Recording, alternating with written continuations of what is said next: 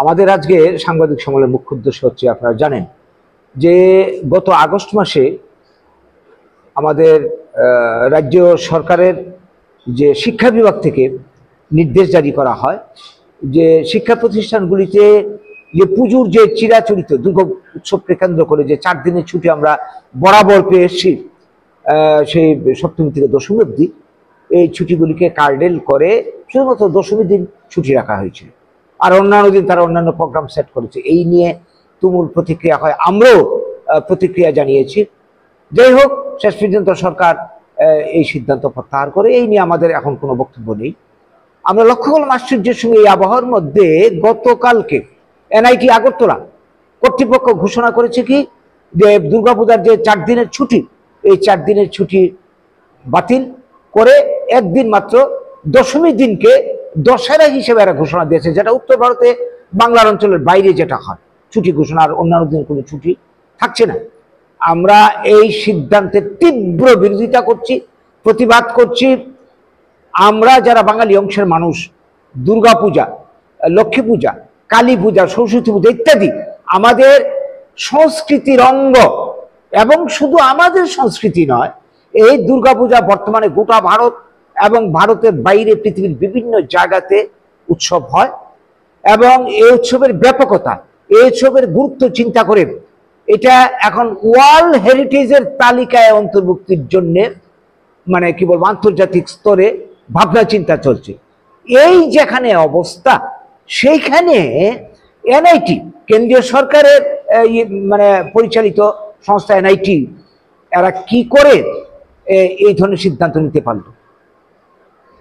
যে কোনো নিয়ম হচ্ছে, কেন্দ্রীয় সরকারের কোনো প্রতিষ্ঠান যদি থাকে কোনো রাজ্যের, সেখানে রাজ্যের মধ্যে যে সরকারি তালিকা থাকে সেটাকে তাদের মান্যতা দিতে হয়।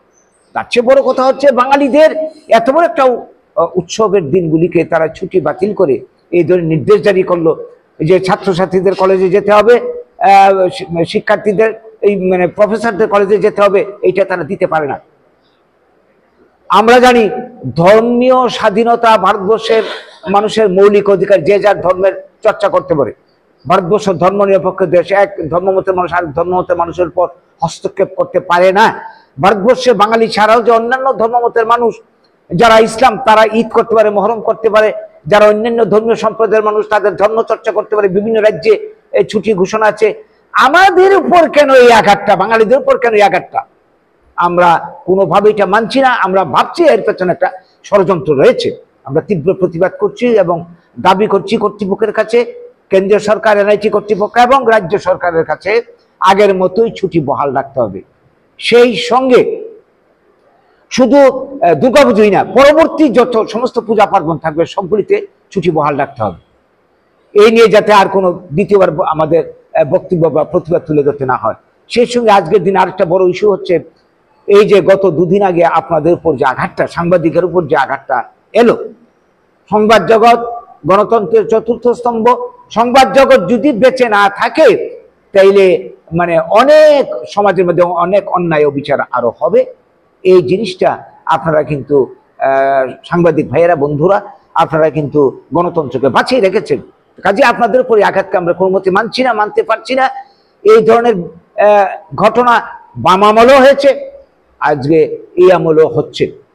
যারা দোষী তাদের কি বলবো গ্রেপ্তার করে উপযুক্ত শাস্তি দেওয়া হোক, এবং এই ধরনের ঘটনা যাতে আর পুনরাবৃত্তি না ঘটে আমরা দাবি করছি সরকারের কাছে।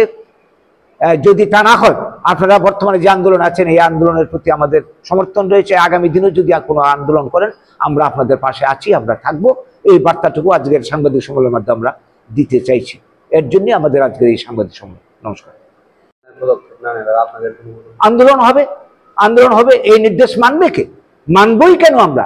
কারণ দুর্গাপূজার মতো দিনে অনেকে কিন্তু এই দিনে উপোস করে, তাদের ধর্মীয় রীতিনীতি সে পালন করবে না।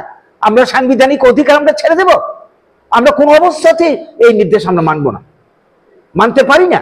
এই নিয়ে আন্দোলন হবে আগামী দিনে, বিগরাস মুভমেন্ট হবে। আমরা ছাড়ছি না, আন্দোলনের রাস্তা থেকে আমরা সরছি না।